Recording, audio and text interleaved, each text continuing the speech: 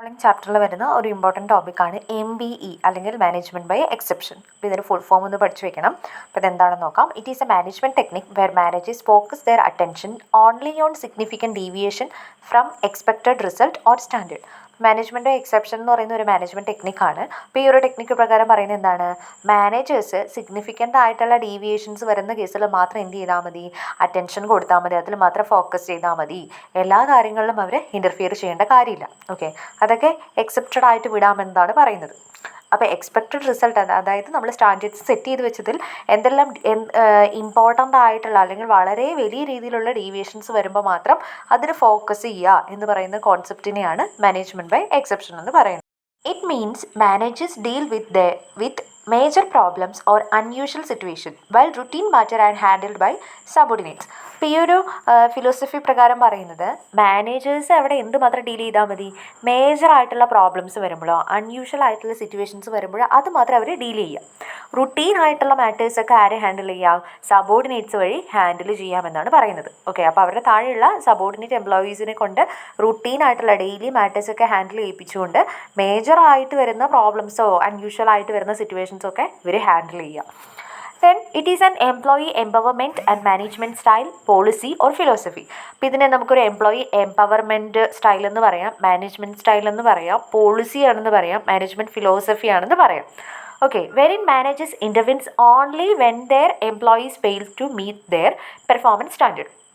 അപ്പോൾ ഈ ഒരു ഫിലോസഫി പ്രകാരം പറയുന്നത് എന്താണ്, മാനേജേഴ്സ് അവരുടെ താഴെയുള്ള എംപ്ലോയീസ് പെർഫോമൻസ് സ്റ്റാൻഡേർഡ്, അതായത് അവർ പെർഫോം ചെയ്യുന്നത് അവർ സ്റ്റാൻഡേർഡ് അവർക്ക് മീറ്റ് ചെയ്യാൻ പറ്റിയില്ല, അതിൽ ഫെയിൽ ആവുന്ന സിറ്റുവേഷനിൽ മാത്രം എന്ത് ചെയ്യുക, മാനേജേഴ്സ് ഇടപെടുക. അല്ലാത്ത സിറ്റുവേഷനിലൊക്കെ എംപ്ലോയീസിനെ തന്നെ ആ കാര്യങ്ങളൊക്കെ റെസ്പോൺസിബിലിറ്റിയും കാര്യങ്ങളും ഏൽപ്പിച്ചിട്ട് work ചെയ്യിപ്പിക്കുക.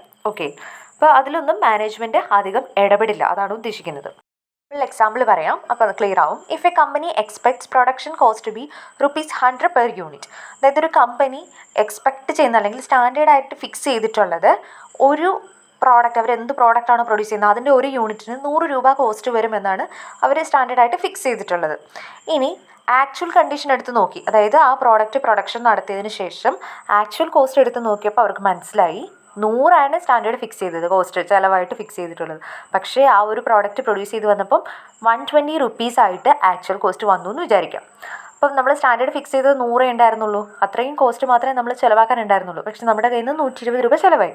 Okay, so the manager will investigate the cost. അപ്പോൾ ഇവിടെ എന്താണ്, ആ ഒരു സ്റ്റാൻഡേർഡ് മീറ്റ് ചെയ്യാൻ പറ്റിയില്ല, അവിടെ സിഗ്നിഫിക്കൻ്റ് ആയിട്ടുള്ളൊരു ചേഞ്ച് സംഭവിച്ചു, ഡീവിയേഷൻ സംഭവിച്ചു. സോ ആ ഒരു കേസിൽ മാനേജർ എന്ത് ചെയ്യും, അതിൻ്റെ റീസൺ എന്താണെന്നുള്ളത് പറ്റി ഇൻവെസ്റ്റിഗേറ്റ് ചെയ്യും. അതുവരെ മാനേജർ അല്ലെങ്കിൽ ഈ പറയുന്ന ₹100 തന്നെ, അല്ലെങ്കിൽ ഇപ്പോൾ ഒരു ₹102 ആയുള്ളൂ എന്നുണ്ടെങ്കിൽ അവിടെ മാനേജർ എന്ത് ചെയ്യില്ല, ഇൻ്റർവീൻ ചെയ്യില്ല. അല്ലെങ്കിൽ ആ സ്റ്റാൻഡേർഡ് മീറ്റ് ചെയ്യാൻ പറ്റുമെങ്കിൽ ഈ ഒരു കേസിൽ മാനേജർ ഇൻ്റർഫിയർ ചെയ്യുകയേ ഇല്ല. ഓക്കെ, അപ്പോൾ ഈ ഒരു കോൺസെപ്റ്റാണ് MBE. ഇനി ഇതിൻ്റെ അഡ്വാൻറ്റേജസ് നോക്കാം. Managers can concentrate on their core responsibility. ഈ ഒരു കേസിൽ മാനേജേഴ്സിന് എന്ത് ചെയ്താൽ മതി, അവരുടെ കോറായിട്ടുള്ള റെസ്പോൺസിബിലിറ്റി, അതായത് ഇമ്പോർട്ടൻ്റ് ആയിട്ടുള്ള മാറ്റേഴ്സിൽ മാത്രം അവർക്ക് കോൺസെൻട്രേറ്റ് ചെയ്യാൻ പറ്റും. ഡെയിലി റുട്ടീൻ ആയിട്ടുള്ള മാറ്റേഴ്സിലൊന്നും അവർക്ക് കോൺസെൻട്രേറ്റ് ചെയ്യേണ്ട ആവശ്യം വരുന്നില്ല. സോ അതുകൊണ്ട് തന്നെ അവരുടെ മാനേജറിയൽ ടൈം സേവ് ചെയ്യാനായിട്ട് സാധിക്കുന്നുണ്ട്. അപ്പോൾ ടൈം സേവ് ചെയ്ത് കഴിയുമ്പം അവർക്ക് അവരുടെ എഫിഷ്യൻസി ഇമ്പ്രൂവ് ചെയ്യാനായിട്ട് പറ്റും, ബാക്കിയുള്ള കാര്യങ്ങളിൽ കുറച്ചും കൂടി കൺട്രോൾ കൊണ്ടുവരാനായിട്ടൊക്കെ സാധിക്കുന്നുണ്ട്. അതുപോലെ തന്നെ എൻകറേജ് ഡെലിഗേഷൻ ഓഫ് അതോറിറ്റി എന്ന് പറഞ്ഞാൽ എന്താണ്, അതോറിറ്റി ലോവർ ലെവലിലേക്ക് ട്രാൻസ്ഫർ ചെയ്ത് കൊടുക്കുക.